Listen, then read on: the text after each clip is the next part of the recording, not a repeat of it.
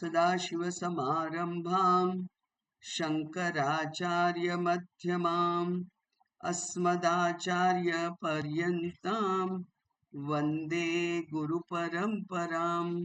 श्रुतिस्मृतिपुराणानाम् आलयं करुणालयं नमामि भगवत्पादं शङ्करं लोकशङ्करं।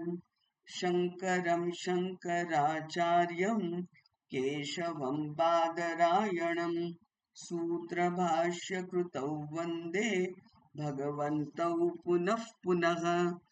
ईश्वरो गुरुरात्मेति मूर्तिभेदविभागिने व्योमवद्व्याप्तदेहाय दक्षिणामूर्तये नमः। ॐ नमः प्रणवार्थाय शुद्धज्ञानैकमूर्तये निर्मलाय प्रशान्ताय दक्षिणामूर्तये नमः। ॐ दयाकरं दयाकारं दान्तं धर्मप्रवर्तकं प्रणमामि दयानन्दं मदाचार्यवरं परम्। ॐ शान्ति शान्ति शान्तिः। हरिः ॐ श्री गुरुभ्यो नमः। हरिः ॐ।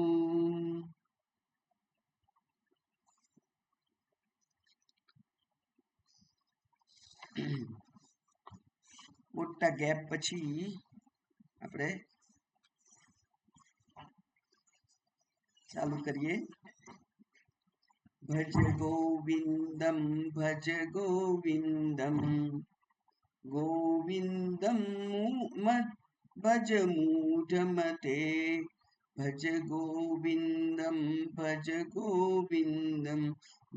गोविन्दं मूढमते सम्प्राप्ते सन्निहिते काले नहि नहि रक्षति डुक्रुन्करणे भज गोविन्दं भज गोविन्दं मूढमते। मूढजहि धनागमतृष्णां कुरु सद्बुद्धिं मनसि वितृष्णां यल्लभसे निजकर्मोपात्तं वित्तं तेन विनोदय चित्तम्। भज गोविन्दं गोविन्दं भज मूढमते।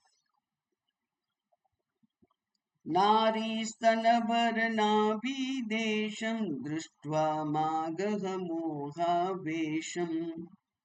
एतन्मासवसादिविकारं मनसि विचिन्त्य वारं वारं भज गोविन्दं भज गोविन्दं मूढमते। नलिनीदलगत जलमति तरलं तद्वज्जीवितम् अतिशय चपलम् विद्धि व्याध्यभिमानग्रस्तं शुलोकं शोकहतं च समस्तं। भज गोविन्दं गोविन्दं भज मूढमते। गोविन्दं भज मूढमते।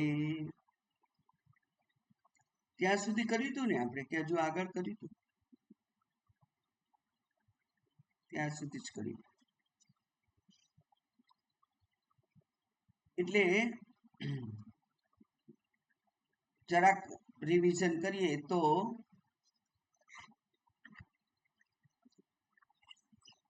સ્થિતિ એવી છે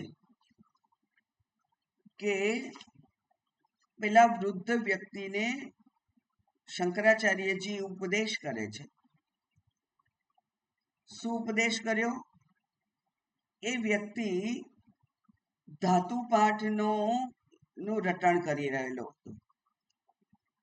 ધાતુ પાઠ એટલે સંસ્કૃતમાં જે 2200 ધાતુઓ છે એ ધાતુને ગોખવી પડે। જેમ ગમ ગચ્છ, ગમ એટલે ગમ ધાતુનો અર્થ થાય ગચ્છ, એવી રીતે ક્રુ ધાતુનો અર્થ થાય કરણ, કરવું। તો આવી રીતે ધાતુઓ ગોખતો હતો એ માણસ. અત્યંત વૃદ્ધ છે અને હજુ જો ધાતુપાત ગોખવાનો હોય તો સંસ્કૃત તો ક્યારે આવડે?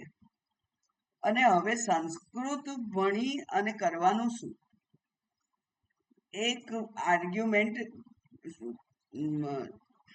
ભગવાન શંકરાચાર્યજીના મનમાં થયો અને એટલે કે છે કે હે મૂર્ખ, હે મૂઢમતી, તું હવે આ સંસ્કૃત ભણીને શું કરીશ? અને આપણે જોયેલું કે આ કરવું એમાં તો પ્રવૃત્તિ પણ કરવાની હોય અને નિવૃત્તિ પણ કરવાની હોય. એટલે કે કરવું કે ના કરવું એ પછીનો પ્રશ્ન છે, પણ કંઈક કરવાની વૃત્તિ, એ વૃત્તિ છે એમાં પ્રવૃત્તિ નિવૃત્તિ બંને નો સમાવેશ કરીએ તો અત્યારે પ્રવૃત્તિ કરવી કે નિવૃત્તિ કરવા માટે, નિવૃત્તિ એટલે દુઃખ નિવૃત્તિ, એ દુઃખ નિવૃત્તિ કરવા માટેનો પ્રયત્ન કરવો, એ બંને અસ્થાને છે.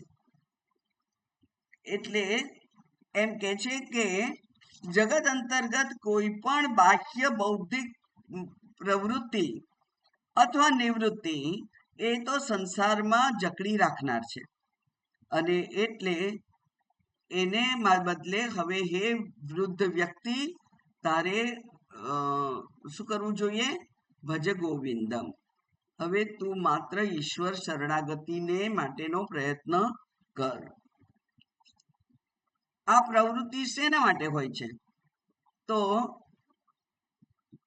બે મુખ્ય ઈચ્છાઓ આપણી હોય છે. આમ તો ત્રણ કહેવાય છે શાસ્ત્રમાં.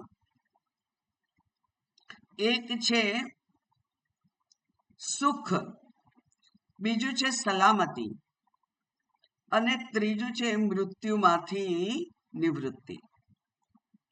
બધાને સુખ જોઈએ છે, બધે પ્રત્યેક જંતુને સલામત થવું છે અને કોઈને પણ મૃત્યુ જોઈતું નથી. આ ત્રણ મૂળભૂત ઈચ્છાઓ છે. તો સુખી થવા માટે ધન જોઈએ, કારણ કે સુખના સગવડના સાધનો બધા ધનથી ખરીદી શકાય, એટલે ધન જોઈએ. તો તૃષ્ણા જે છે એ શાસ્ત્રમાં ત્રણ તૃષ્ણાની વાત વિગતે કરી છે અને એ ત્રણ તૃષ્ણા છે: વિત્તેષણા, પુત્રેષણા, લોકેષણા. વિત્તની ઈચ્છા, એમાં ધન અને ધનથી ખરીદાતા બધા સાધનો એ બધું જ આવી જાય, જેને કહેવાય અર્થ અને કામ. એ અર્થ અને કામ જે છે એ વિત્તેષણા છે. અને એ વિત્તેષણા કેવી છે? તો એક જ શબ્દમાં નચિકેતાના શબ્દોમાં જોઈએ તો એણે કહ્યું હતું કે નહીં વિત્તેન તર્પણીયો મનુષ્ય. મનુષ્યને કોઈ દિવસ વિત્તથી તૃપ્તિ થતી જ નથી. એટલે લોભ હંમેશા બન્યો જ રહે છે. હજુ વધારે જોઈએ, હજુ વધારે જોઈએ, હજુ વધારે જોઈએ, એ લોભ બનેલો જ રહે છે. એ સામાન્ય ધન હોય કે પછી ધનથી ખરીદાતી કોઈ પણ સગવડ હોય. 2 રૂમનું ઘર હોય તો 3 જોઈએ, 3 હોય તો 4 જોઈએ, અને નવા ફેશનની કપડાં નીકળ્યા, નવા ફેશનના ઘરેણાં નીકળ્યા, આ બધાની જ એટલી બધી તૃષ્ણા છે. એ કે છે એનો તો કોઈ લોભ ને થોભ નથી. તો વિત્તના માટે પણ કોઈ મર્યાદા વ્યક્તિ રાખી શકતો નથી, એટલે વિત્તેષણા છે. પછી કોઈને પણ એકલું રહેવાનું ગમતું નથી. હું એકલો એવી લાગે એટલે પછી એને જીવન સાથીની ઈચ્છા થાય, અને જીવન સાથીની ઈચ્છા થાય એટલે તો ગુજરાતીમાં બહુ સરસ કહેવત છે કે ટકાનું ઓલ્લું 13 આના માગે. એક ટકો એટલે કે 1 રૂપિયાનું, ધારો કે 1 રૂપિયાનું પેલું કઢાઈ લાવીએ માટીની અને ખાવા બનાવવાનું હોય તો 13 આનાની વસ્તુઓ લાવવી પડે, અથવા 13 વાના માંગે, વાન એટલે વસ્તુઓ. એમાં તેલ જોઈએ, રાઈ જોઈએ, હિંગ જોઈએ, બાકી જે દાળ ચોખા જોઈએ, મીઠું, મરચું, હળદર, જે નાખવું હોય તે, શાકભાજી. 1 રૂપિયાનું વાસણ અને 13 રૂપિયાની વસ્તુઓ, ત્યારે આ પેટનો ખાડો પૂરવાની સગવડ ઊભી થાય. તો એકલા હોય તો ગમે તે ખીચડી કરીને ચલાવી લે, પણ પછી પત્ની આવે પછી એને બધી રીતે સગવડ આપવી પડે, અને એટલે વિસ્તાર થતો જ જાય છે, થતો જ જાય છે, થતો જ જાય છે. અને પરમાર્થાનંદજી સ્વામીજી એમ કે, બાકી અહીંના સ્વામીજી એ કે 25-30 વર્ષ પહેલા, જ્યારે 40 વર્ષ પહેલા સત્સંગ શરૂ કર્યો, ત્યારે જે લોકો આવતા હતા એ લોકો કહેતા હતા કે સ્વામીજી, હવે અમારા આ બાળકો મોટા થઈ જાય ને પછી અમે ફ્રી, આ લોકોના લગ્ન પતાવી દઈએ એટલે અમે પછી ફ્રી, માત્ર સત્સંગ. પણ એવું થતું નથી. બાળકોને ભણાયા, પરણાયા, પછી એમના બાળકોને સાચવવાના, એમની ચિંતા કરવાની. પેલા પતિ પત્ની બંને નોકરી કરતા હોય એટલે એમના બાળકોને સાચવવાના, એટલે કે પેલું એને શું કે છે પ્રદેશમાં, child care, child care centre ચાલુ કરવાનું, એ બધું કરવું પડે. અને એ બધું આમ તો જરૂરી છે. જૂના જમાનામાં આપણે પણ આપણા દાદા દાદી સાથે ઉછર્યા તો સંસ્કાર પામેલા છીએ, એટલે એ જરૂરી. પણ છતાંય એ જરૂરી કરતા કરતા ખબર નથી પડતી કે આ વૃદ્ધાવસ્થા ક્યારે આવી જાય છે. અને પછી પેલું શિવ અપરાધ ક્ષમાપના સ્તોત્ર જોયેલું આપણે, અને એમાં કે છે કે આ અહીંયા પણ કહેવાના છે કે બાળપણ જતું રહ્યું, યુવાની જતી રહી, પ્રૌઢાવસ્થા જતી રહી, હવે વૃદ્ધાવસ્થા આવી, અને વૃદ્ધાવસ્થામાં અનેક રોગ સતાવતા હોય, બરાબર બેસી શકાતું ના હોય, વાંચી શકાતું ના હોય, સાંભળવામાં તકલીફ થતી હોય, એ કોઈક સત્સંગના જગ્યા પર લઈ જવા માટે કોઈ અવેલેબલ હોય નહીં, બધી ઘણી તકલીફો છે. એટલે આજનું કામ કાલ ઉપર ઠેલવામાં કોઈ સાર નથી એવું હવે સમજાય. જ્યારે બહુ ખરેખર મોડું જ થઈ ગયેલું છે ત્યારે સમજાય કે અરે રે, પહેલા કર્યું હોત તો સારું થાત. આમ શંકરાચાર્યજી કહે છે કે હે મૂઢ, હે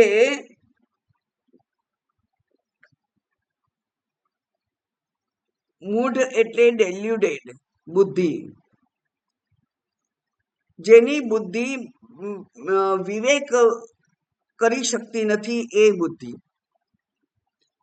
આત્મા અનાત્મનો, યોગ્યાયોગ્યનો, સત્યાસત્યનો વિવેક નથી કરી શકતી, એવી જે કન્ફ્યુઝ થઈ ગયેલી બુદ્ધિ છે, ભોગમાં જ જે તણાઈ ગયેલી બુદ્ધિ છે, એવી બુદ્ધિ હે મૂઢ, ધનાગમ તૃષ્ણામ જહ, આ ધનની તૃષ્ણા તું છોડી દે, અને મનસી વિતૃષ્ણામ સદબુદ્ધિમ કુરુ, અને મનથી આ તૃષ્ણાને છોડી અને સદબુદ્ધિ તું લાવ.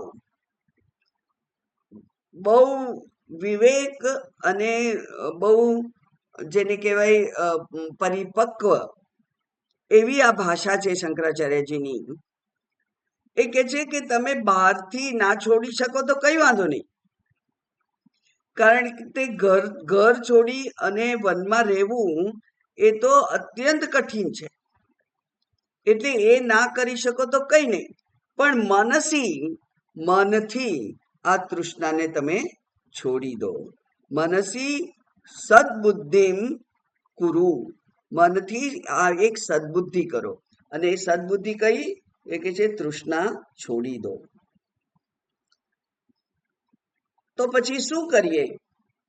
કારણ કે નહીં અકર્મકૃત કશ્ચિત ક્ષણમપી તિષ્ઠતિ, ભગવાન કે છે કોઈ એક ક્ષણ પણ અકર્મકૃત તો રહી નથી શકતો. તો પછી શું કરવાનું? તો એ કે છે નિજ કર્મ, પોતાના કર્મ કરવાના, અને પોતાના કર્મ કરી અને ઉપાત્તમ, જે ધન પ્રાપ્ત થાય તેનાથી વિનોદય ચિત્તમ, એનાથી સંતુષ્ટ રહો. એટલે આ બીજા શ્લોકમાં સંતુષ્ટિની વાત કરી. ધનની તૃષ્ણા ના રાખો, અને જે ધન પ્રાપ્ત થાય કર્મ કરવાથી, એ કર્મ કરી અને પોતપોતાના ધંધા રોજગાર કરી જે ધન પ્રાપ્ત થાય એનાથી તમે સંતુષ્ટ રહો, એવું કહે છે. આપણે જોયેલું છે અનેક વખત કે આ જન્મે અત્યારે આ શરીરમાં જે કોઈ સુખ સગવડ આપણે ભોગવીએ છીએ, એ બધી તો પૂર્વમાં કમાયેલા કર્મ દ્વારા પુણ્યની છે. આ શરીર પૂર્વ અથવા આ ક્ષણ પૂર્વ જે કોઈ કર્મો કર્યા હોય આપણે, અને એક આ જીવ દ્વારા કેવી રીતે કર્મ કરેલા છે? અહમ કરતા અસ્મિ એમ માની અને એણે જે કર્મો કર્યા છે એ કર્મથી એકત્રિત થયેલા પાપ અને પુણ્ય જે સંચિત કર્મમાં ભેગા થાય છે, અને સંચિત કર્મમાંથી અમુક પરિપક્વ થયેલા પાપ પુણ્યને લઈ અને આ જીવ આ શરીરમાં આવેલો છે. એ પાપ અને પુણ્ય જ સુખ અને દુઃખ રૂપે એ ભોગવે છે. એટલે અત્યારે આપણને જે સુખ પ્રાપ્ત થઈ ગયેલું છે, અત્યારે જે દુઃખ પ્રાપ્ત થઈ રહ્યું છે, એ બંને તો આ જીવ પહેલા કમાઈને આવેલો છે. કારણ કે પ્રારબ્ધ લઈને આવેલો છે, અને પ્રારબ્ધ તો ઓલરેડી સંચિતમાં હતું, એમાંથી મળેલું છે. એટલે આ શરીરથી થતા કે થયેલા કર્મોનું ફળ હવે પછીના શરીરોમાં મળશે. મને તો અત્યારે જે સુખ પ્રાપ્ત થઈ રહેલું છે, જે દુઃખ પ્રાપ્ત થઈ રહેલું છે, એ તો મેં જ કમાયેલા પૂર્વ શરીરોમાં કરેલા કર્મોના ફળ રૂપે જે પ્રાપ્ત થયું હતું એ હું અત્યારે ભોગવું છું. આટલી સ્પષ્ટતા તો છે. શાસ્ત્રએ આપણને કર્મના સિદ્ધાંત દ્વારા આ સ્પષ્ટતા કરી આપેલી છે. તો એક સ્પષ્ટતા પ્રમાણે જો આપણે વિચારપૂર્વક આપણા જીવનને સંચરિત કરવાનો પ્રયત્ન કરીએ, તો જે કંઈ પ્રાપ્ત થાય છે અત્યારે, એનાથી વિનોદય ચિત્તમ, એનાથી ચિત્તને આનંદિત રાખો. કારણ કે મેં જ કમાયેલું હું વાપરું છું, કોઈને પણ દોષ દેવાની જરૂર નથી. સુખ હોય ત્યારે તો આવો કોઈ વિચાર આપણે કરી નથી શકતા અથવા કરવો નથી પડતો, પણ દુઃખ આવે ત્યારે દુઃખના નિમિત્ત રૂપ જે કંઈ વ્યક્તિ, વસ્તુ કે પરિસ્થિતિ પ્રાપ્ત થાય એને આપણે દોષિત માની અને એના તરફ દ્વેષ કરીએ છીએ. એ કેટલો યોગ્ય છે? વિચારશીલ વ્યક્તિ એ ના કરી શકે.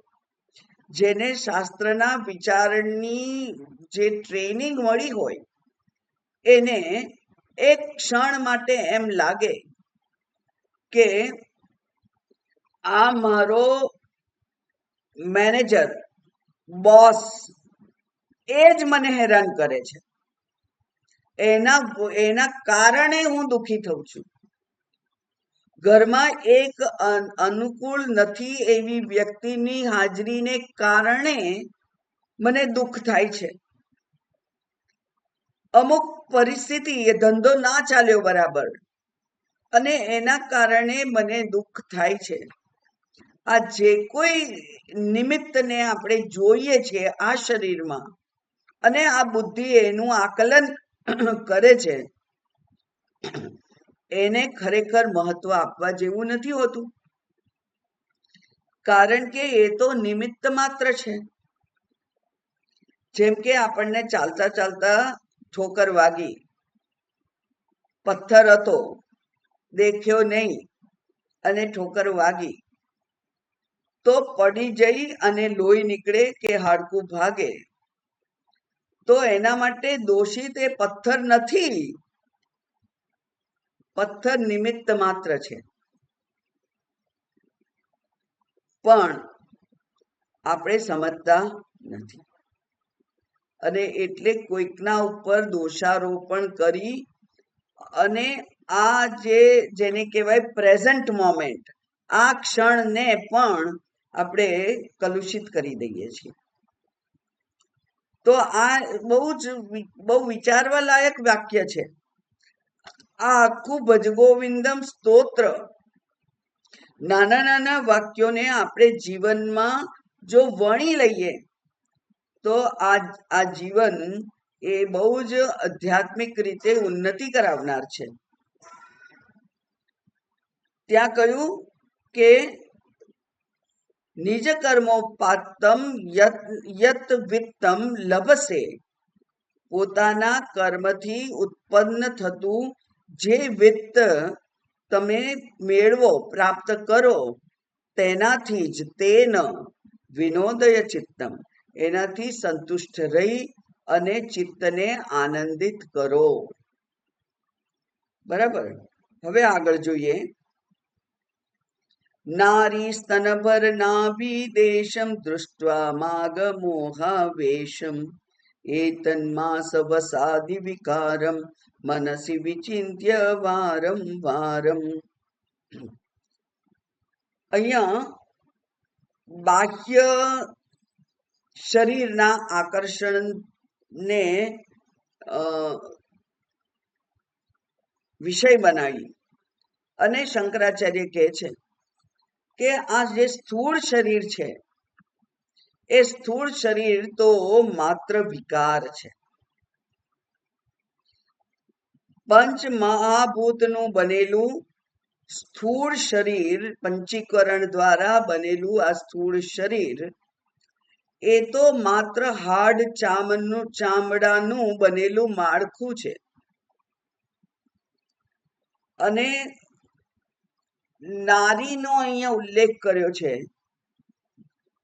તેના માટે એવું કહી શકાય, એવું કહેવું જ સમજવું જોઈએ સમગ્ર શાસ્ત્રમાં કે સ્ત્રી અને પુરુષ એ બંનેનું પરસ્પર આકર્ષણ, એ બંનેનું પરસ્પર આકર્ષણ સહજ છે, કુદરતી છે. એટલે અહીંયા નારી છે ત્યાં નર પણ વાંચી શકાય, સ્ત્રી વાંચે તો એ પુરુષ અને પુરુષ વાંચે તો એ સ્ત્રી માટે. સામાન્ય રીતે શાસ્ત્રો પુરુષને ઉદ્દેશીને કહેવામાં આવતા હતા. એટલા માટે છે કે નારીના જે સ્તન છે, હવે જ્યારે શારીરિક પરસ્પર આકર્ષણ થાય ત્યારે સ્ત્રીના સ્તનનું મહત્વ બહુ હતું અને એટલે સૌંદર્ય શાસ્ત્રમાં પણ એનો ખૂબ ઉલ્લેખ થયેલો છે, ખૂબ એનું વર્ણન થયેલું છે. પૂર્વના કાલિદાસ વગેરેના જે સંસ્કૃત નાટકો છે એમાં પણ આ બધાનું વર્ણન બહુ જ હોય છે. અહીંયા પણ એમણે ઉલ્લેખ માત્ર કર્યો કે આ તો બાહ્ય જે દેખાવ છે એનાથી મોહાવેશમાં આવી જવાની જરૂર નથી, પણ એ તો કેવો છે તો કે છે કે એ તો હાડ ચામડાના વિકાર માત્ર છે. એના એવું તું વારંવાર વિચાર કર કે સ્થૂળ દેહથી આકર્ષાઈ અને એકબીજાના માટે ને એકબીજાને ભોગની વસ્તુ માનવી એ ખરેખર વિકાર છે. આ વાક્ય અત્યારની જે પરિસ્થિતિ છે જીવન સાથીને પ્રાપ્ત કરવા માટે એના ઉપર બહુ મોટો કટાક્ષ છે. કારણ કે આપણે સૌથી પહેલા એકબીજાને જોઈ અને પસંદ કરવાનું નક્કી કરીએ છીએ. હવે જોઈને પસંદ કરવું એટલે શું? શરીરને જોઈ, બાહ્ય દેખાવને જોઈ અને આ મારા યોગ્ય છે જીવનસાથી તરીકે એ નક્કી કરવું એ કેટલું યોગ્ય કહેવાય એ સમજવું જોઈએ દરેકે. અને એ સમજી અને એનાથી ઉપર ઉઠી શકાય તો ખરેખર એ પ્રશંસા પાત્ર છે. કેટલાક લોકો એવા છે પણ ખરા. અને પૂર્વમાં તો બધાને ખબર હશે કે 80-100-150 વર્ષ પહેલા તો લગ્નનો વિચાર માત્ર વડીલો કરતા અને વડીલો એકબીજાના કુટુંબને ઓળખી અને સંસ્કાર દ્વારા, શિક્ષણ દ્વારા, બાહ્ય વ્યવહારિક યોગ્યતા દ્વારા આ સંબંધો નક્કી કરતા હતા. અને કેટલીક વાર એ જોવાનો પ્રસંગ નહોતો થતો. વચ્ચેના કેટલાક વર્ષો, લગભગ 60-70 વર્ષ, એમાં માત્ર દેખાવથી, અને એટલે મોટા ભાગના જે પ્રેમ લગ્ન છે એ કેવા છે? માત્ર દેખાવ ઉપર આધારિત. હવે આ દેખાવને તો કેવો ગણવો? એ કે છે એ તો માંસનો વિકાર છે, એટલે એને તો મોહ જ કહેવાય. અને મોહ તો સમગ્ર શોક છે, એનું મૂળ છે. મોહ તો શોકનું મૂળ છે. એટલે ખરેખર તો આ બાહ્ય દેખાવ ઉપર કોઈ દિવસ આ વિચારનો આધાર હોવો જોઈએ નહીં. બરાબર? એ કેવો છે બાહ્ય દેખાવ? કે છે નલિની દલગત જલમતી તરલમ તદ્વત જીવતી મતિશય ચપલમ વિદ્ધિ વ્યાધિ વિમાનગ્રસ્તમ લોકમ શોકહતમ ચ સમસ્તમ. કમળ પત્ર ઉપર પાણીનું ટીપું હોય અને પવન આવે તો એ પાણીનું ટીપું સરી પડે છે. તો આ જીવન એટલું જ છે. અને આપણે તો પોસ્ટપોન કર્યા કરીએ છીએ. ના હવે આજે સત્સંગ નહીં, આવતીકાલે, આ વર્ષે નહીં, આવતા વર્ષે, હમણાં નહીં, રિટાયર થઈશું પછી. રિટાયર થઈ અને બીજી થોડીક જવાબદારીઓ પૂરી થઈ જાય પછી. પણ આ જીવન કેવું છે? તો એ કે છે કે એ તો કમળ પત્ર ઉપર પડેલા જળ બિંદુના જેવું અતિ તરલ છે, તરત સરી જશે. 70-80-90-100 વર્ષ છે, પણ આ પૃથ્વીનું આયુષ્ય અથવા આ યુગ કેટલો? એટલે 32,72,000 વર્ષનો એક યુગ, અને એવા 4 યુગ, અને એવા અનેક કલ્પ, અને આ બધું વીતી ગયું. આ જીવની મુસાફરી કેટલી લાંબી છે એની ગણતરી દરેક જણે જાણવી જોઈએ. આ એક કલ્પ એટલે કે એક ચતુર્યુગી, એ ચતુર્યુગી કરતા એની આગળનો કલ્પ, કારણ કે પૃથ્વી તો કેવી છે? અનાદિ છે. આ સૃષ્ટિ કેવી? અનાદિ. ક્યારે સૃષ્ટિ શરૂ થઈ એવો પ્રશ્ન પૂછી ના શકાય, અતિ પ્રશ્ન છે. એવી જ રીતે આ જીવ, એનું અજ્ઞાન, એ પણ કેવું છે? અનાદિ છે. અનાદિ છે એટલા જ માટે એક પછી એક શરીર ગ્રહણ કરતો રહ્યો હશે કરોડો વર્ષ સુધી. એવો આ અજ્ઞાની જીવ અત્યારે આ શરીરમાં છે, અને એ આ શરીરમાં રહેલો એ જીવ પોતાના અજ્ઞાનથી વ્યાકુળ થતો નથી. એ જ આશ્ચર્યની વાત છે. એ જ જો અજ્ઞાન એ સંગ્રહી રાખશે, અજ્ઞાનને કાઢવા માટે જ્ઞાનને લાવવાની પ્રવૃત્તિ એ જો નહીં કરે, તો ફરીથી કરોડો વર્ષ થશે તો પણ આ જીવની યાત્રા ચાલુ રહેશે. એટલે જીવ યાત્રા જે છે, આપણે એક જીવ યાત્રા નામનું સ્તોત્ર પણ જોયેલું છે. જીવ યાત્રા, એ જીવ યાત્રા છે કેટલી લાંબી છે, પણ છતાંય હજુ કોઈને હોમ કમિંગ, હવે મારા ઘરમાં જઈને હું રહું, એવી ઈચ્છા થતી નથી. કારણ કે મુસાફરીમાં વિવિધ પ્રકારના આનંદ છે. એ વિવિધ પ્રકારના આનંદ ભોગવતો રહી અને આ જીવ ભૂલી જાય છે કે મારે મારા સ્વરૂપમાં નિષ્ઠ થવું છે. સ્વરૂપમાં નિષ્ઠા થાય ત્યારે જ આ યાત્રા અટકવાની છે.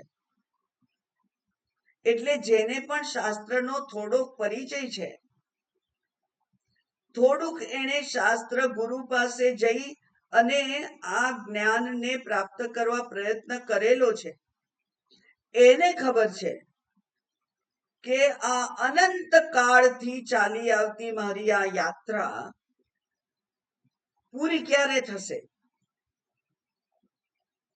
બસ હવે થાકી ગયો છું, હવે ઘેર જવું છે. એક ઘેર જવું છે. હોમકમિંગ નામની સરસ એક નોવેલ, એક શોર્ટ સ્ટોરી હતી અંગ્રેજીમાં. એવું એ સારું ફ્રેઝ છે કે હોમકમિંગ એ મને હવે બસ મારે મારા ઘરમાં જવું છે, કે જ્યાં સચ્ચિદાનંદ સ્વરૂપ છે હું, એ મને પ્રાપ્ત થાય. એ ક્યારે જઈશું? એવી બળબડતી ઈચ્છા જ્યારે થાય ત્યારે જ આ અજ્ઞાનથી પ્રાપ્ત થયેલું આ શરીર જે છે, અને એ શરીરોની જે પરંપરા છે, એમાંથી મુક્તિ થાય. અને શંકરાચાર્યજી કહે છે કે હે વૃદ્ધ વ્યક્તિ, તું વ્યાકરણનું તને અજ્ઞાન છે, એ તનેથી સહન નથી થતું, એટલે આ ઉંમરે તું વ્યાકરણ ભણવાનો પ્રયત્ન કરી રહ્યો છે. તું બાહ્ય પાંડિત્ય, વ્યાવહારિક ઉત્કૃષ્ટતા પ્રાપ્ત કરવા માટે જે પ્રવૃત્તિ તું કરી રહ્યો છે, એ પ્રવૃત્તિ અયોગ્ય છે. એના માટેનો આ સમય નથી. અત્યારે તો સમય શું છે કે અંતે ઈશ્વર સ્મરણ કરો, તો આના પછી જે ગતિ થાય એ સદગતિ થાય. આ ભજગોવિંદમ થી મુક્તિ નથી. ભજગોવિંદમ ભક્તિ કરો તમે તો એનાથી મુક્તિ નથી, પણ સદગતિ ચોક્કસ થાય. અને સદગતિ થાય તો મનુષ્ય શરીર મળે, અને એ મનુષ્ય શરીરમાં તમે આ મુક્તિ માટેના પ્રયત્નને આગળ ધપાવી શકો, એવી પ્રવૃત્તિ તમે કરી શકો.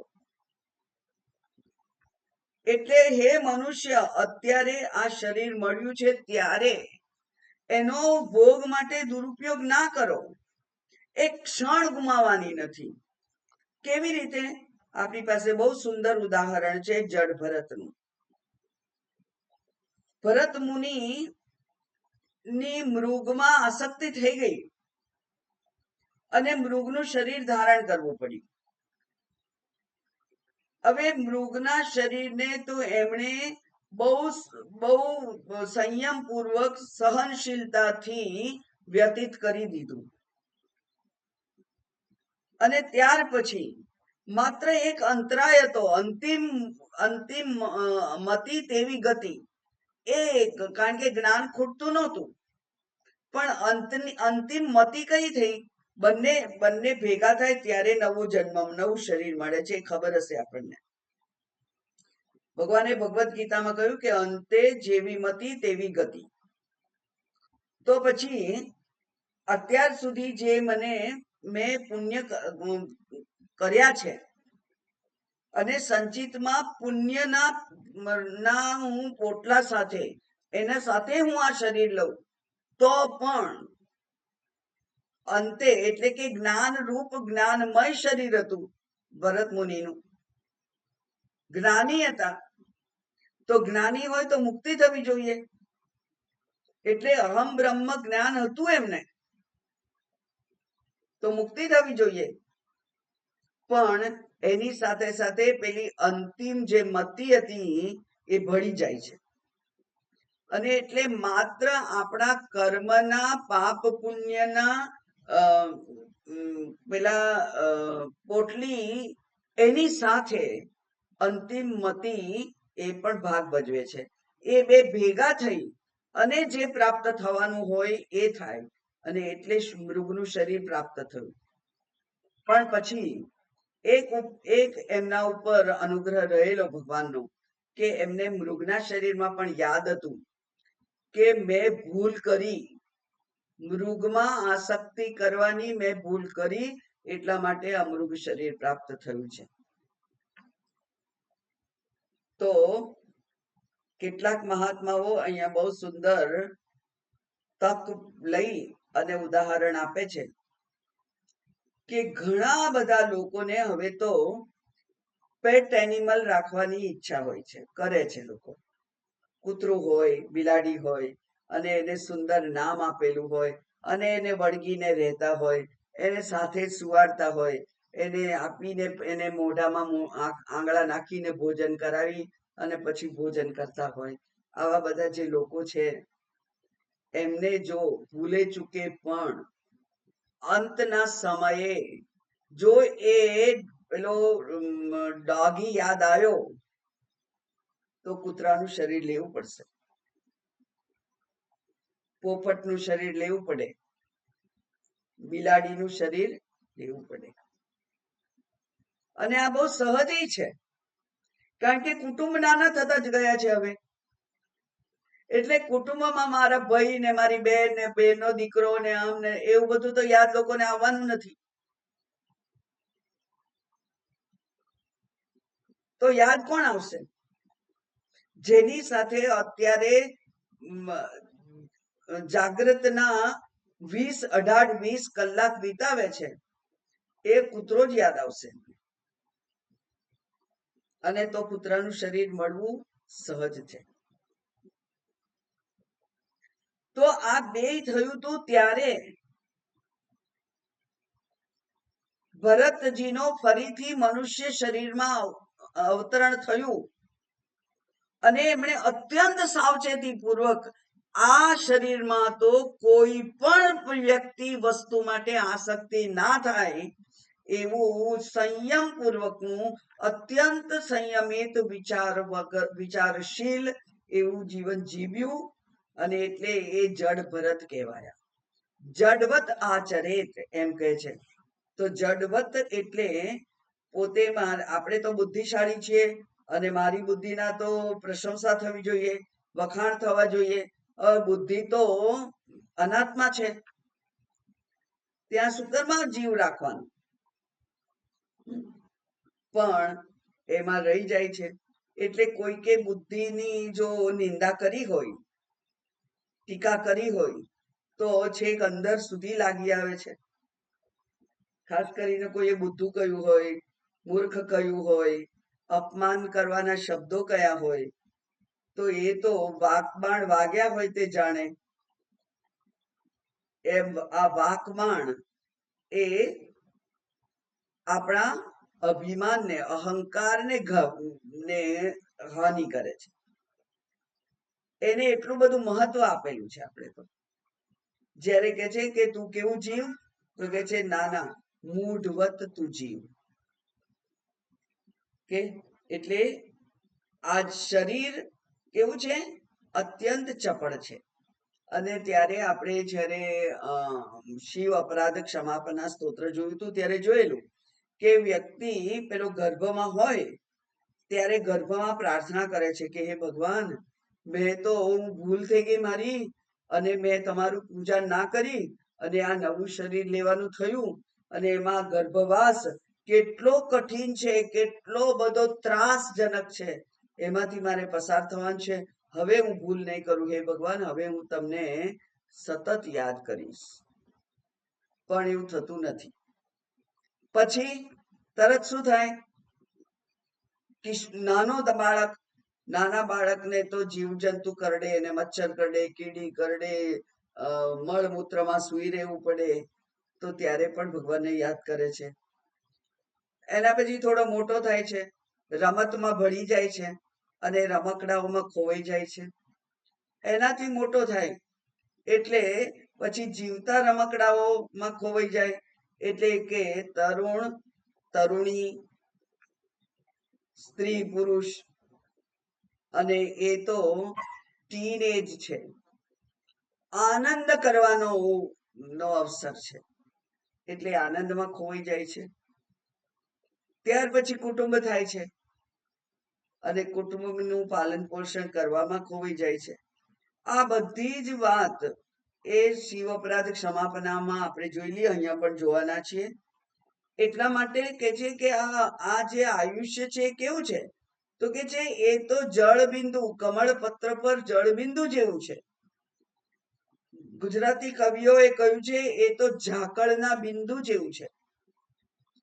ઝાકળ પડ્યું રાત્રે, અને જેવો સૂર્યોદય થયો અને અડધો કલાક સૂર્યનો તાપ પડે અને બધું ઝાકળ ઉડી જાય, એમ આ આયુષ્ય પણ પ્રતિ ક્ષણ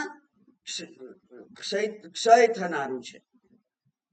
એટલા માટે વર્ષગાંઠ આવે ત્યારે સુખી થવાની જરૂર નથી, દુઃખી થવાનું હોય કે અરે રે, એક વર્ષ ગયું, મારા આયુષ્યનું એક વર્ષ પૂરું થયું. હિસાબ માંડો કે આ પૂરું થયેલા વર્ષમાં મેં શું મેળવ્યું, શું ગમાવ્યું. હવે મારે શું કરવું છે, નવા વર્ષનો પ્લાન. એમ તદ્વત જીવિતમ અતિશય ચપલમ. અને એ દરમિયાન પણ, જીવન દરમિયાન પણ શું છે, તો કે છે કે વ્યાધિ અભિમાન ગ્રસ્તમ વિદ્ધિ. આદિ વ્યાધિ ઉપાધિ એમ કહે છે. તો આદિ એટલે માનસિક રોગ, વ્યાધિ એટલે શારીરિક રોગ, અને ઉપાધિ એટલે વ્યાવહારિક બિન અનુકૂળતા. આ બધાથી ગ્રસ્ત. અને એવું આપણે બીજા અનેક સ્તોત્રોમાં પણ જોયેલું છે.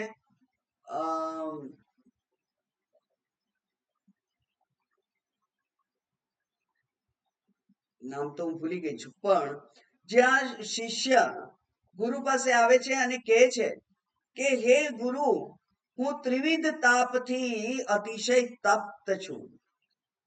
આધ્યાત્મિક, આદિ ભૌતિક, આદિ દૈવિક, ત્રણેય પ્રકારના તાપથી હું અતિશય તપ્ત છું, ત્રાસી ગયો છું. એમાંથી ઉગરવાનો આપની પાસે કોઈ ઉપાય છે? મને બતાવશો? અને ગુરુજી કહે છે હા, મારી પાસે ઉપાય છે, અને તું સાંભળ, અને સાંભળી અને એ પ્રમાણે જો વ્યવહાર કરીશ તો તું ચોક્કસ ત્રણેય તાપમાંથી મુક્ત થઈ જઈશ. એનો અર્થ કે ત્રણેય તાપમાંથી મુક્ત થવાની ચાવી શાસ્ત્ર પાસે છે, અને એ શાસ્ત્રનો આપણને સંપર્ક થયો છે. અતિશય આનંદની વાત છે.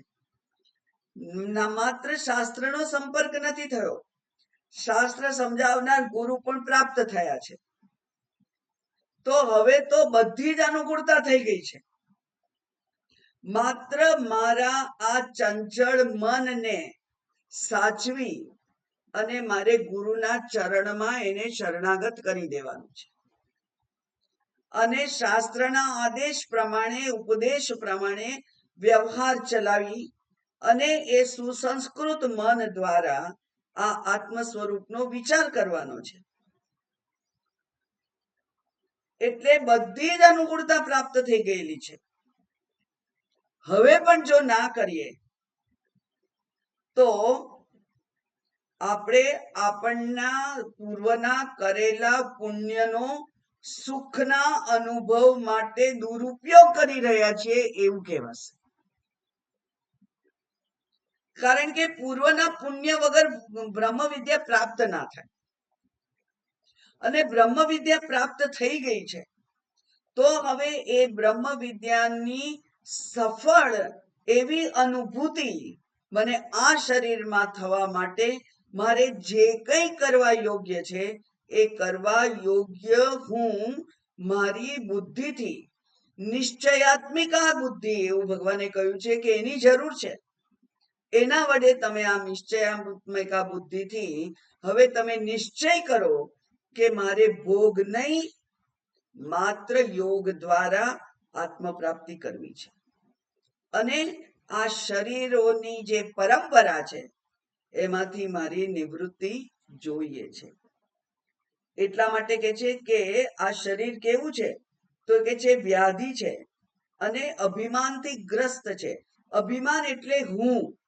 અભિમાન એટલે આપણે જે વ્યવહારિક અભિમાન કહીએ છીએ એવું નહીં, પણ હું એટલે હું સુખી, હું દુઃખી, હું રોગી, હું માતા, હું પિતા, હું વ્યાધિગ્રસ્ત, એવું જે અભિમાન છે તે એ અભિમાન એટલે કે ઉપાધિ હોવાની અનુભૂતિ. કોઈક ઉપાધિ મેં ધારણ કરી રાખેલી હોય છે અને આગ્રહપૂર્વક અભિનિવેશ કયું છે, આગ્રહપૂર્વક એને હું વળગી રહું છું, ઉપાધિને હું વળગી રહું છું. એટલે કે માત્ર આ શરીર અને શરીરના સગાઓને હું અત્યંત વફાદાર રહું તો જ મારું જીવન સફળ, એવો આપણે નિશ્ચય કરી લીધેલો છે. એટલે આગળ ભગવાન કહેવાના છે કે ભાઈ પતિ કોણ, પત્ની કોણ, પુત્ર કોણ, આ બધી વંચાતમાં ના પડો તમે. આ તો બધા આ જન્મના સગા માત્ર છે. અત્યાર સુધી અનંત જન્મો થયા તે બધા પત્ની, પતિ, પુત્ર, પ્રપૌત્ર બધા ક્યાં ગયા? કરો છો યાદ એમને? ભગવાન કહેવાના છે. એટલે કે અત્યાર સુધીના જેમ યાદ નથી કરતા, નથી કરવાની ભગવાને સગવડ રાખી, એમ આ જન્મે પણ, આ શરીરમાં પણ આ સમગ્ર વ્યવહારને નાટક માત્ર જાણી અને તત્ત ક્ષણે તત્ત ક્રિયા કરી અને આપણે તો કેવા રહેવાનું? અસંગ રહેવાનું. પાત્ર ભજવવાનું અને પાત્ર સાથે કોઈ સંગ નહીં, કોઈ આસક્તિ નહીં. એક આદિવાસી વિશે મેં બહુ પહેલા વાંચેલું, ઘણા વર્ષો થયા. એ લોકોનામાં એવી પ્રથા હતી કે પતિ મૃત્યુ પામે, કારણ કે હવે ત્યારે મૃત્યુનું પ્રમાણ પણ વધારે હતું, બાળ મૃત્યુનું પ્રમાણ પણ વધારે હતું. એટલે સ્ત્રી હોય એનો પતિ મૃત્યુ પામે તો એ એના દિયર કે જેઠની સાથે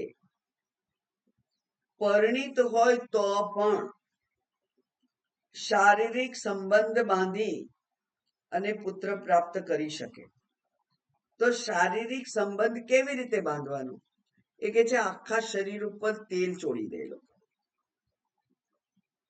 બંને, અને પછી શારીરિક સંબંધ કરે. એટલે કે આ જે સ્નેહ છે સ્નેહ જે તેલ છે એ તેલ એ સીધો સ્પર્શ કરવા દેતું નથી. અને એવો સંબંધ એક ત્યાં એ જે જાતિ હતી એમાં માન્ય હતો.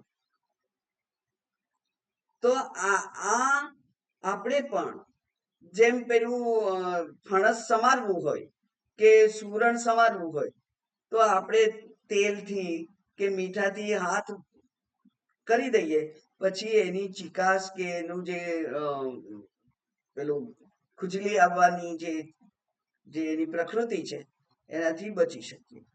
એવી રીતે આ વ્યવહારમાંથી પણ વિચારપૂર્વક બચી જવાની એવી આપણે યુક્તિઓ શોધી અને બચી રહેવું જોઈએ. એટલા માટે કે છે કે એ એવા અભિમાનગ્રસ્ત આ જે છે એને તું જાણ, એવો જ આ લોક છે. અને કેવું છે, શોક હતમ ચ સમસ્તમ. એ આ સમસ્ત જે છે લોક એ કેવું છે તો કે છે શોકથી હણાયેલો છે, શોકગ્રસ્ત છે, એને તું જાણ. એનાથી વધારે કડક અને બહુ કઠોર શબ્દમાં શંકરાચાર્યજી કહે છે, યાવદ વિત્તોપાર્જન સક્ત તાવન નિજ પરિવારો રક્ત પશ્ચાત જીવતી જર્જર દેહે વાર્તામ કોપી ન પૃચ્છતિ ગેહે ભજ ગોવિંદમ ભજ ગોવિંદમ.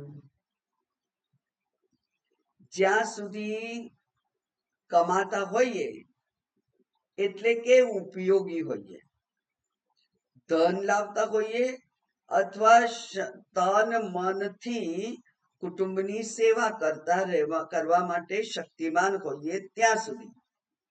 એ શક્તિ શારીરિક પણ હોઈ શકે, માનસિક પણ હોઈ શકે, બૌદ્ધિક પણ હોઈ શકે અને લાગણીની પણ હોઈ શકે. જ્યાં સુધી આ વિત્ત જે છે, બૌદ્ધિક વિત્ત કહેવાય, સ્થૂળ ધનની વાત કરીએ તો એ સ્થૂળ ધન પણ બહુ જરૂરી છે. પછી સૂક્ષ્મ ધન જે છે એ બૌદ્ધિક છે, તમારી સલાહ સૂચનાઓ. પછી લાગણી પણ જરૂરી છે, તમારી જે સ્નેહ છે કરવાની શક્તિ, એ પણ બધાને એક સૂત્રમાં બાંધી રાખવાની જે આવડત હોય તે. આ બધું જ એ બધું વિત્ત છે. જ્યાં સુધી એ બધી શક્તિ છે ત્યાં સુધી નિજ પરિવાર, બાકીના બધાની વાત તો જવા દો, નિજ પરિવાર આપણું પોતાનું પરિવાર પણ આપણે જ્યાં સુધી ઉપયોગી માટલું હોઈએ ત્યાં સુધી પાણી ભરેલો, અને ઉપયોગી માટલું ના હોય એટલે એને બહાર ફેંકી દે, એના ઠીકરા થઈ જાય. પાણી જ્યાં સુધી ઠંડુ કરે માટલું ત્યાં સુધી એને રાખે, પછી ના રાખે. એમ નિજ પરિવાર અપી રક્ત યાવત વિત્તોપાર્જન સક્ત. એટલા જ માટે તો આટલા બધા વૃદ્ધાશ્રમો ઉભા થયા છે કે જેમાં વડીલોની હવે અમારે કોઈ જરૂર નથી એવું કહે છે. એવા વૃદ્ધાશ્રમો અત્યારે ઉભા થઈ ગયા છે. તો યાવત વિત્તોપાર્જન સક્ત તાવન નિજ પરિવારો રક્ત. પછી શું થાય, જીવતી જર્જર દેહે. પછી પણ જીવન તો પૂરું નથી થતું. પરિવારનો પ્રેમ ના હોય એટલે તરત આપણો જીવ જતો નથી રહેતો. એ તો આપણે પ્રારબ્ધ લઈને આયા છીએ જેટલા વર્ષનું, એટલા વર્ષ અહીંયા પસાર કરવાના જ છે. ક્ષણ ક્ષણ મરતા મરતા પણ જીવતું રહેવાનું છે. એટલા માટે કહ્યું જર્જર દેહે જીવતી. અને ઘરમાં વાર્તામ કોપી ન પૃચ્છતિ, કોઈ કેમ છે કહેતું નથી. એટલે દાદા દાદી એમને કોઈ પૂછતું નથી.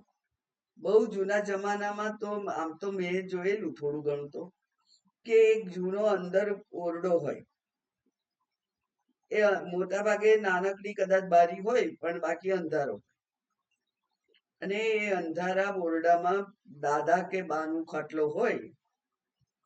એમાં બહુ ખરાબ પરિવાર ના હોય તો પાણી આપવા, જમવાનું આપવા, નાસ્તો આપવા જાય, અને આ જોઈએ છે, આમ જોઈએ છે, લો આપો, લો આપ્યું, અને પછી નીકળી જાય.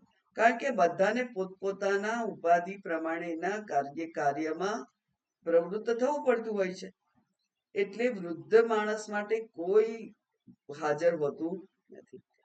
ખાસ કરીને જેની શ્રવણ શક્તિ નબળી પડી ગઈ હોય એને તો બહુ જ તકલીફ. કારણ કે ના એ વાત કરી શકે, અથવા તમારે એકદમ નજીક જઈને મોટેથી વાત કરવી પડે તો લોકો એ પ્રસંગ ટાળે. અને એવા કેટલાય વૃદ્ધો આપણે જોયેલા છે. આપણી પેઢીએ તો જોયા જ છે, બાકીની પેઢીએ તો બધા વૃદ્ધાશ્રમોમાં જોયા છે. પણ આ વાસ્તવિકતાનું બહુ સુંદર વર્ણન કર્યું છે, અને તે પણ ભગવાન શંકરાચાર્યજીએ કેટલા વર્ષ પહેલા, 100 વર્ષ પહેલા, તો ત્યારે આ સ્થિતિ હતી. આપણી સ્થિતિમાં કોઈ ફેર પડ્યો નથી. અત્યારે પણ સામાન્ય પરિવારો એની માવજત કરતા હોય છે, સંસ્કારી. જેનામાં સંસ્કાર નથી, અથવા જે આ નવા રંગે રંગાઈ ગયેલા છે, એ બધાના મા બાપો વૃદ્ધાશ્રમમાં છે. અમેરિકામાં કમાય છે, ઢગલો ધન છે, એ સારા વૃદ્ધાશ્રમમાં મૂકી આવે છે, પણ પોતે પોતાના બાળકો, સંતાનો સેવા કરે એવી કોઈ અપેક્ષા હવે રખાય નહીં. તો આ જે વાસ્તવિકતા છે એને પણ જાણવી જોઈએ. અને જાણી, કારણ કે કોઈએ પોતાના દીકરાને એવું શીખવાડ્યું છે કે હું વૃદ્ધ થઉં પછી તું તારું કામ કરજે, મારી કોઈ ચિંતા ના કરીશ, એવું કોઈ કહેતું નથી. બધા અંદર બળતા હોય છે, અહીંયા પણ, અત્યારે પણ, કે કોઈ વાત કરવા તૈયાર હોતું નથી. જેને ક્વોલિટી ટાઈમ કહે છે, એવો ક્વોલિટી ટાઈમ પસાર કરવાનો વૃદ્ધો પાસે, આ યુવાનો પાસે સમય નથી. આયા અથવા કેરટેકર રાખી દે અને સંતોષ લે કે મારા પપ્પાને, મારી મમ્મીને કોઈ તકલીફ પડવા નથી દેતા, અમે કેરટેકર રાખેલા છે. સવારે એક આવે, સાંજે રાત્રે એક આવે. એ કેરટેકર સાથે જ રહેવાનું તમારે. એટલે આ વાસ્તવિકતા છે, એને સમજી લેવી જોઈએ. એને સમજીને બીજું કઈ નથી મેળવવાનું, ખાલી એટલું જ કરવાનું છે કે આપણે આ શરીરનો સદુપયોગ કરી લઈએ અત્યારે, જ્યારે સમય છે ત્યારે. પછીની વાત કોને ખબર છે. યાવત પવનો નિવસતિ દેહે તાવત પૃચ્છતિ કુશલમ ગેહે ગતવતી વાયૌ દેહાપાયે ભાર્યા બિભ્યતિ તસ્મિન કાયે ભજ ગોવિંદમ ભજ ગોવિંદમ. જ્યાં સુધી શ્વાસોશ્વાસ ચાલે છે, પવન એટલે આ શ્વાસ, આ દેહમાં જ્યાં સુધી શ્વાસોશ્વાસ થઈ રહ્યો છે ત્યાં સુધી ઘરમાં પણ લોકો કુશળ પૂછશે. બા કેમ છો, દાદા કેમ છો, એવું પૂછશે. પણ આ દેહમાંથી જ્યારે પ્રાણ નીકળી જશે ત્યારે તો આ જ શરીર, જેને પત્ની અતિશય પ્રેમ કરતી હતી, એ પત્ની પણ હવે આ શરીરથી ગભરાય છે, બીવે છે. બહુ પહેલા મેં એક પ્રસંગ વાંચેલો કે કોઈક સાઉથ ઇન્ડિયન કપલ અમેરિકા રહેવા ગયેલું, કદાચ શરૂઆત હશે, અને પતિનું મૃત્યુ થયું, અને પત્ની કોઈકને જેને ફોન કર્યા હશે, એમને આવતા 1-2 દિવસ થાય એમ હતું, તો એ 1-2 દિવસ સુધી પોતાના પતિના મૃતદેહને ઘરમાં રાખી અને એ પત્ની રહી અને એની જે માનસિક સ્થિતિ હતી એનું વર્ણન કરેલું વાર્તામાં એ એટલું ભયાનક હતું. તો એ શક્યતા છે, એવું પણ થઈ શકે. એટલે જે લોકો આ સ્થૂળ શરીરના સંબંધીઓ જે સ્થૂળ શરીરને પ્રેમ કરતા હતા, નાના બાળકો આવીને પેલા દાદા દાદીને વળગી જતા હોય, એ પણ જ્યારે મૃતદેહ થઈ જાય છે ત્યારે પછી એને એ વળગતા નથી, કારણ કે પ્રતિભાવ મળતો નથી. એ આ વાસ્તવિકતા છે. માટે આવો આવી જે સ્થિતિ છે એ સ્થિતિનો કલ્પના કરી અને આ શરીરનો જેટલો બને એટલા દ્રઢતાથી, દ્રઢ નિશ્ચયથી આત્મ સ્વરૂપને પામવા માટે આપણે પ્રવૃત્ત થઈએ અને નિશ્ચયમાં અડગ રહીએ. અવસર પ્રાપ્ત થયો છે, એ અવસરનો સદુપયોગ કરી અને આ શરીરથી જે પ્રાપ્ત કરવા યોગ્ય છે એ આ આત્મ સ્વરૂપને જાણવાનો આપણે પ્રયત્ન કરીએ, કારણ કે આ જીવનની વાસ્તવિકતા તો ભગવાન શંકરાચાર્ય જે કહી છે એ જ છે. એટલે હચમચાવી મૂકેલી છે. એમાંથી ફરી આવું ના થાય. આ જન્મે આ દેહમાં તો ના થાય, પણ આના પછી બીજો શરીર મળશે અને બીજા પછી ત્રીજું મળશે, જો અજ્ઞાન હશે તો દરેક વખતે આ વાર્તા તો આની જ રહેવાની છે.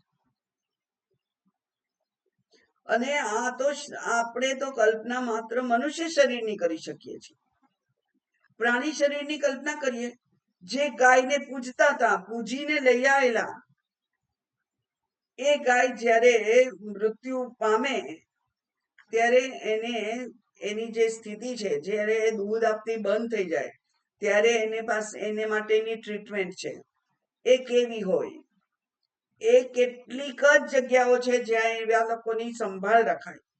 બાકી બધા જ વૃદ્ધ પ્રાણીઓ અતિશય દુર્ગતિને પામે છે, કારણ કે એમની સંભાળ લેવા માટે શારીરિક અને આર્થિક સગવડ એમના માલિક પાસે હોતી નથી. એટલે એવી પણ આપણી દશા થાય. તો એવું બધી કલ્પના કરી અને અત્યારનો જે અવસર મળેલો છે એનો સદુપયોગ કરી અને આ આત્મ પ્રાપ્તિ માટેનો સઘન પ્રયત્ન કરીએ. એ જ માત્ર શંકરાચાર્યજીનો ઉપદેશ છે.